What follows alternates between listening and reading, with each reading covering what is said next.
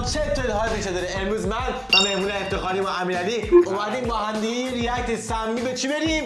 توییتای سمی جدید. قبل از که بریم ویدیو رو ببینیم لایک و کامنت و سابسکرایب یادتون نره.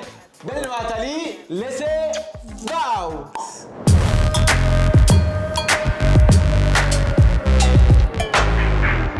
اولین توییت امسال چیه؟ بریم ببینیم. نمیدونم امسال باشه پیار سال باشه نمیدونم. بریم با هم دیگه ببینیم. سه پیارسال. آقا میگه که ایستگاه مترویی که ساعت 7 صبح بسته است. خب الان صاحبکار من باور میکنه که مترو بسته است. اجازه بده نپذیرم. من نفهمیدم راستش بخیر منظورش چیه. تو فهمیدی؟ کمی این شاید انحرافی ایهام داشته باشه به نظر من. ولی خب مثل اینکه میخواد بپیچونه ولی واقعا هم مثل اینکه بسته است. خب که پیش من نمیدونم.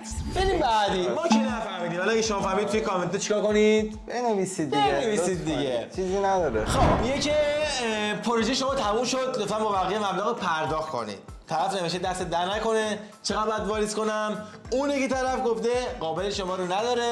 این دفعه مهمان ما باشین عزیز. 8 و نیم شده 8 عزیز. میلیون و 500 تومن. میگه بابا دم معرفتت گم خیلی مردی، عروسی جبران میکنم. آقایا نباید تعارف کنی حاجی. اوه پشمو، من تازه همین الان فهمیدم. یعنی یارو تعارف گرفت. آقا امیرعلی هم بعضی موقع تعارفو میگیره. درست میگم؟ من خودم تعارفی ام. شوخی میکنم. بریم بعدی. یه قبل از اینکه منو بشناسی چجوریه؟ اینجوری صورت برو. چجوری قبل اینکه که بشناسه؟ اینجوری صف کن. 22 ثانیه بعد از اینکه شخصیت واقعی افشا شد. واقعا من بچه این شکلی ام. دفعه اول من ببینی فکر می‌کنم خیلی یوبسم، ولی ببینی فکر می‌کنی خیلی یوبسم. نه دروغه. بریم بعدی. میگه حداقل نصف بابای ایرانی با این شلوار مشکل دارن. درست میگه؟ داشتم احساس می‌کنم 20 شما سال که خانواده پزشک دارید توتون با این شلوار مشکل داشتن؟ نه حقیقتا میگفت چرا شلوارت پاره است برو شلوار. من همیشه بابا مسخره‌مو میگه. میگفت اگه پول ندی برام یکی دیگه براتون بخرم. اگزکتلی. بابا بزرگم هم خیلی مسخره می‌کرد ولی من از اول نمی‌پوشیدم. من داداشم خیلی می‌پوشید. تو خانواده خیلی بحث و جدال داشتیم سر این داستان. ایول. بریم بعدی. این چیا چی؟ اوه. میگه زن سپر حیدری چرا ساعت‌ها رو ریخته روی ماست؟ حاجی بذار نپذیریم. این چرا احساس می‌کنم ثانیه شماره به خاطر اینکه زن سپر حیدری بازیکن پرسپولیس بود دیگه. استقلال بود. استقلال بود. آره. صلیب و اینو دو تا صلیب خیلی مثل اینکه صلیب بازن و اگه ساعت سپر 30 ثانیه کارش بود اینجا دیگه سخت بود. چقدر سوراخ داره رو گوش این ور اون ور ولی دیگه ریخته دیگه. ما چی بگیم برادر من ریخته. بذار ما دوست دختر داریم. بذار بره بابا. البته ایشون که مجرد داره. بعدی میگه هرچی بیشتر نگاه میکنم بیشتر نمیفهمم. چیه میگم دست پای مرده تو پای نه من زوم کم بفهمی. نه من فهمیدم. میدونستم بچه‌ها چیه اینجا. من نفهمیدم فکر کنم. زن شلوارکش قرمزه. اوه مردم قرمزه. آره. ولی چه صحنه نه اینو بگو. عجب.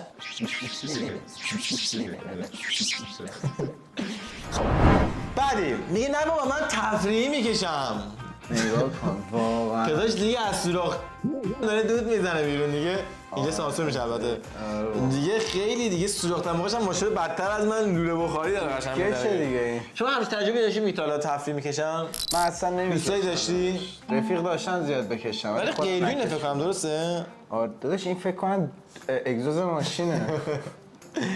بریم علی. میگه هادی چوپان و ناهارش. ربکا قادریه. نگاه کن نگاه. این دقیقا به نظرم خیلی طبیعی نیست. انگار هادی چوپان سالمون دادی. نگاه قیافش فقط نگاش کن. هادی چوپان و ناهارش. بذار بپذیریم. آره اینو میپذیره. میگه تو زندگی اول از خدا میترسم. دوم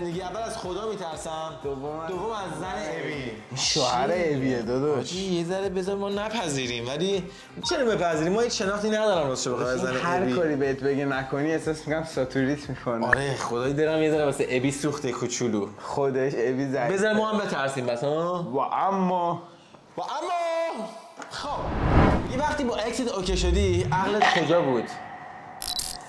اون عکسه درسته ولی احساس کنم جای بندیش اشتباهه. خود بنظرت کجا می بود؟ نمیدونم اجازه بده تو این برنامه نمیگنجه بگم. به نظر من درسته. بعدم چیزی که بالا برده که نمیخوره دادا. نباید بخوری. این خیلی بچه عجیب غریبه. میگه فکر کنم میگه فکر کنم حوله حضرت یوسف انداختن رو سرش. حاجی این خودش نیست. این دزدیه. این اگر خودش باشه شبا که فکر نکنم این دیگه دوباره متولد شده احساس میکنم. این اصلا همون یوسف اومده. حاجی بذار من رو گوشه. آقا این گوشاش هم فرق میکنه آخه با هم. اصلا ربطی به هم نگوشه شبیه. شبیه؟ نه این قرمز این سفیده. داداشم شبیه با قدر عکس عکسه. داره. نمیدونم ما جاج نمی کنیم. only God can judge them. باز ولی اجازه بده که حاجی این خط تیریشش هم یکیه. داداش این فتوشاپه، اگه واقعی هم باشه این عکس خیلی احساس کنم رو توش تو. این بعدی این توی دوباره. حاجی نزدیک ما احساس می‌کنیم برجه. دوباره. حاجی سرش نگاه کن. مارینه. مطمئن این سرش درسته؟ آره. میگه که وقتی با پدرم میرم مسافرت موقع رزرو هتل. حاجی دیگه دیگه این موقع همچین هتلی هست؟ چی خانواده میخوای چی بگی؟